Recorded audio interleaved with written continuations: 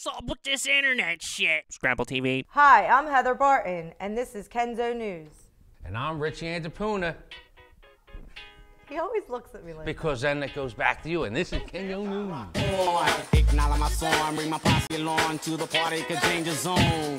From the heart is in effect, so I say buddy, study, think and learn, dig the move we made, stunning those that just can't.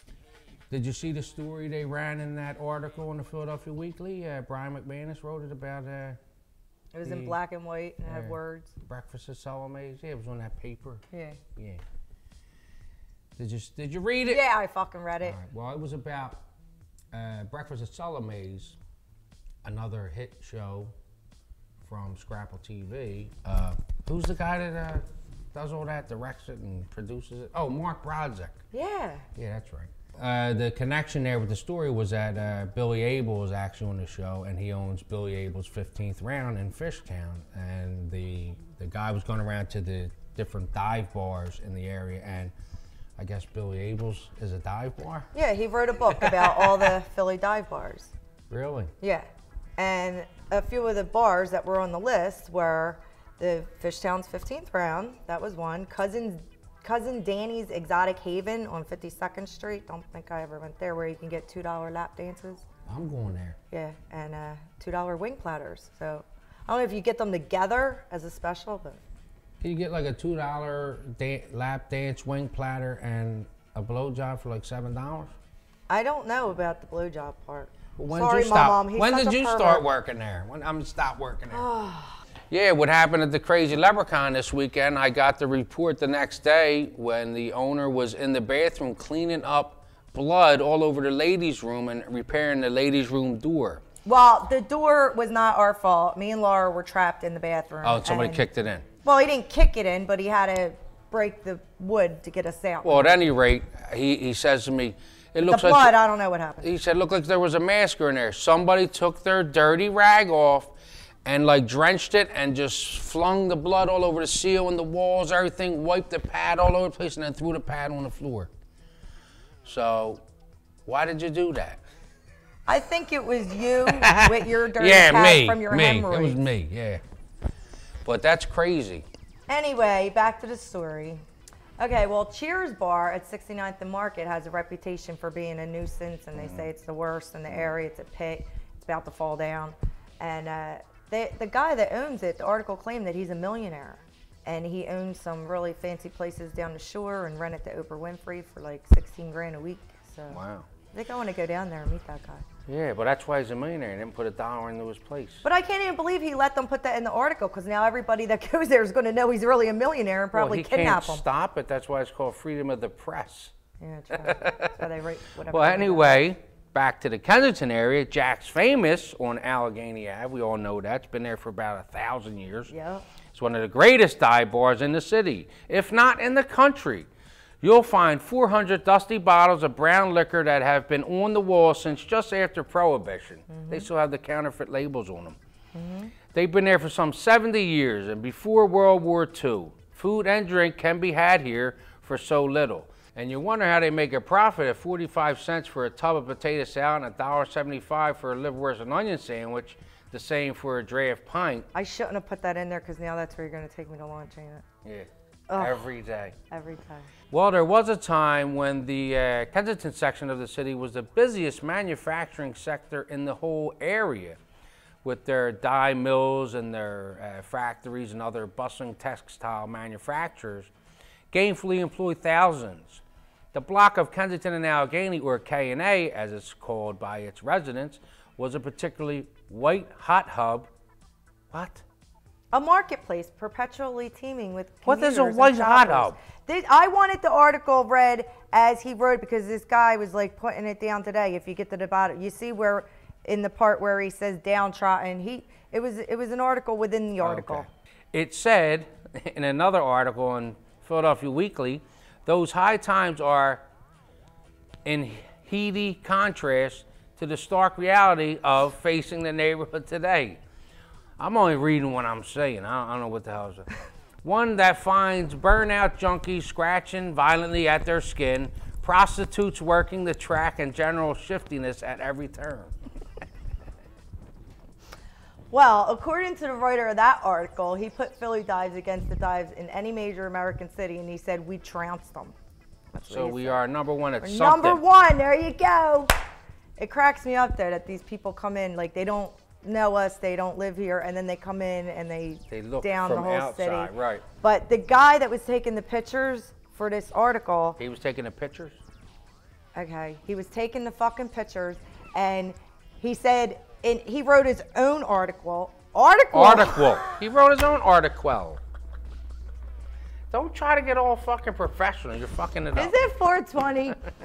Anyway, he wrote his own article, and he said, and I quote,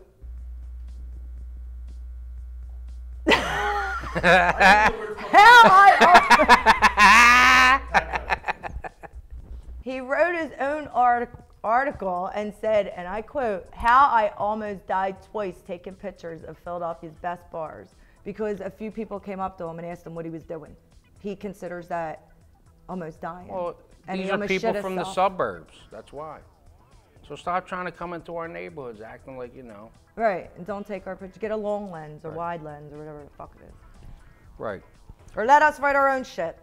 Well, on Philly.com, it was reported that the city has a campaign to reduce sexually transmitted diseases, and it is allowing kids as young as 11 to go online and get condoms, free condoms. See? Mail I order. had to pay for them when I was 11. Well, there are a lot of parents out there that are a little upset about it. They don't agree with the fact that kids should be able to get condoms. I guess they feel that it's because giving they're not them doing that? permission. Right, and I guess parents are just in denial and don't want to admit that their kids are sexually active. Your kids are fucking.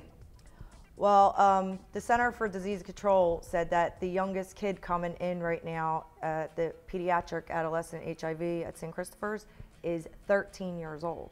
That's old. For AIDS, HIV and AIDS, Oh, 13. no, my bad. Oh, I didn't want to joke about that. That's the new statistics. They said when they started in 1998, the average age was 16 or 17. And now, 2 to 3 teens a month, people, a month. 2 to 3 teens a month are diagnosed with HIV. Well, I have a Kenzo health alert. As we all know, when it gets nice out, nice weather brings what? Lice, people. All kids I never come knew home that from 'cause I school never had with it. lice. But you remember in Elkin, When they used to call us down for head lice check time, the ones who didn't come back to class. we'd all have to wait in a line. And they came The back kid the that next came out day. with the paper. And they came back the next day with baldies. Not You even knew the they had next lo- day. They you had knew to stay out a lice. couple days, and they came back shaved heads. And Yeah. you even remembered his name. We won't say your name. I'll say his name. No, don't say his name. That's Because every embarrassing. fucking head lice check, he came back with a baldy. Right. We know who had the baldy. James Alexander. That's not nice. I didn't tell everybody you had crabs in the 80s. Because I didn't. Yes, you did.